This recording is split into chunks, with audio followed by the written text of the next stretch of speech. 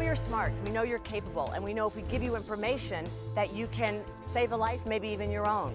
The whole idea behind this Red Cross Ready event is to empower young people, to help them learn what they need to know to protect themselves, to play a part in protecting their family, maybe even save their family pet in the event of a natural disaster. Veterinarian Karen Halligan says performing CPR on a dog or cat is different than resuscitating a human. It's called mouth-to-snout resuscitation. And rather than breathing air into an animal's mouth, you blow into its nose.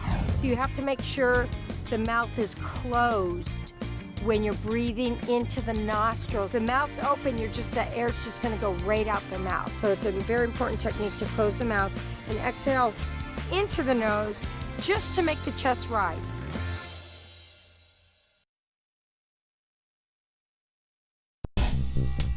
I first smoked heroin when I was 16. I said the words like, I'll only do it this one time.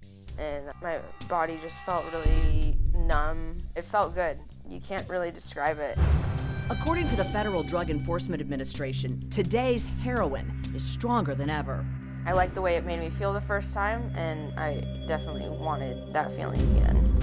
Amber's mother, who also asked to remain anonymous, had no idea her daughter was using the highly addictive drug. She had everything that she needed growing up in a loving family. I never, in my wildest dreams, thought she would be at risk for heroin, ever. 2 months after trying heroin, Amber was a full-fledged junkie. When I didn't have heroin every day, I'd get the chills. You can't sleep. You're sweating and cold at the same time. When you're a heroin addict, you're just thinking about how you're gonna get high again so you don't get sick.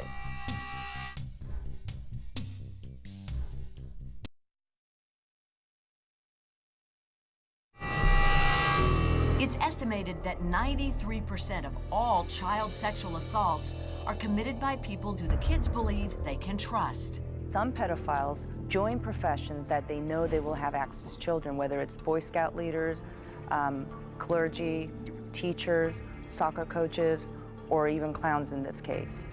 The case she's talking about involves Jose Guadalupe Jimenez, the clown seen here performing at a children's birthday party. Sergeant Catherine Hamill of the Fullerton, California Police Department says it was the investigation of a 12-year-old girl's rape that ultimately led to Jimenez being arrested. We recovered about 20 different clown costumes, clown shoes, various wigs, and clown makeup. He would routinely place himself in a position where he was surrounded by children. So it appeared to me that he was doing that for the purposes of his own arousal. No one knew what his true intentions were but him.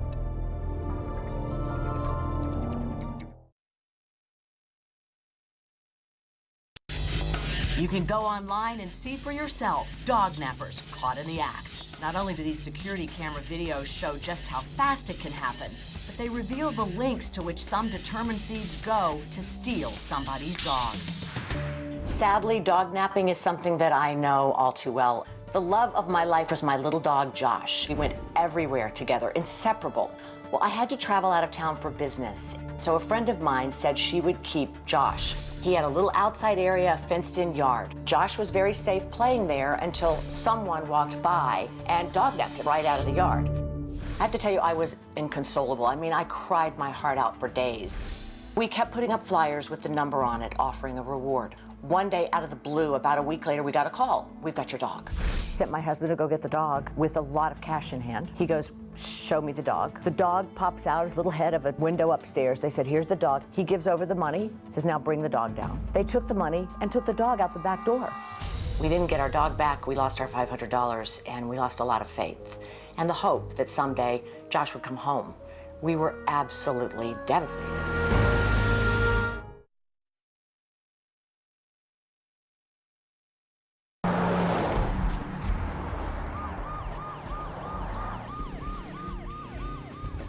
So, like, what's the difference between, say, you get pulled over by an officer on a motorcycle compared to an officer in a squad car? The primary function of a motorcycle officer is traffic enforcement. Their main goal is to make it safe for other drivers on the roadway. And generally speaking, that means most drivers will get a citation if you get stopped by a motorcycle officer. They're the guys that give the tickets. Yes, they do. All right. They also make it safer for other drivers because there is a direct correlation between citations and accidents. Now, in the squad car? Squad car. Officers that are driving squad cars are normally looking for criminals. So if you have all of your information together and you're not a criminal, generally speaking, you can probably get out of a ticket by being polite.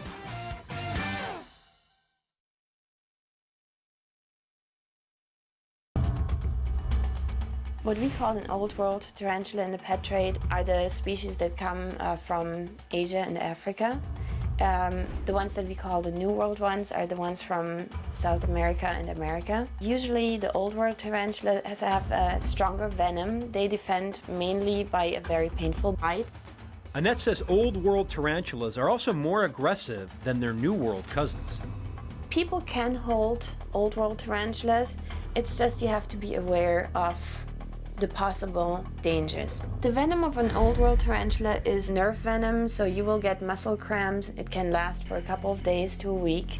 Although New World tarantulas are more docile, several can and do bite. Some New World species that might have a bite comparable to that of a wasp sting, but that would be the worst effect of a bite of a New World species.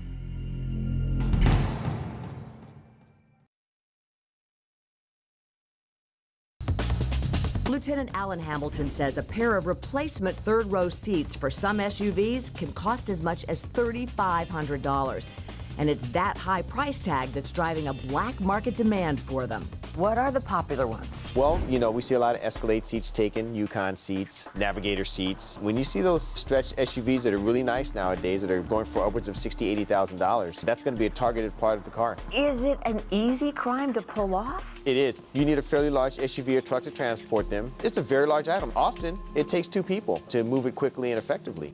Several third-row seats were recently stolen out of SUVs in Grant Swanson's neighborhood, including his own. When I pulled up to my house that night, I left my window down a little too far, so they're able to reach in, unlock the doors, and just grab them and run. At first, I was hopeful in getting them back, and then I realized they're as good as gone.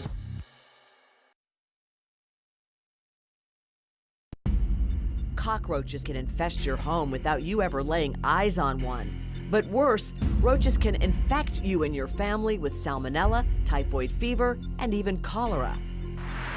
Roaches are just very dirty, dirty, dirty. They're dirty and they carry disease. Susan Fries is the owner of Ecola, an alternative pest control service in Southern California. She says the key to protecting your health is to act fast. We need to take care of it quickly because they reproduce quickly. Fries says roaches will eat just about anything. Roaches are looking for food. If you take away food and take away water, then they're gonna find someplace else to go. You need to clean your toaster out, dishwashers, ovens, not keeping the dog food out overnight, keeping things in closed containers. With recycling, you don't want to keep those recycled cans inside the home because they have in the can sugar, residuals, and those are attractants. Even your garbage can, you should clean that out on a regular basis. That's another thing people don't think about.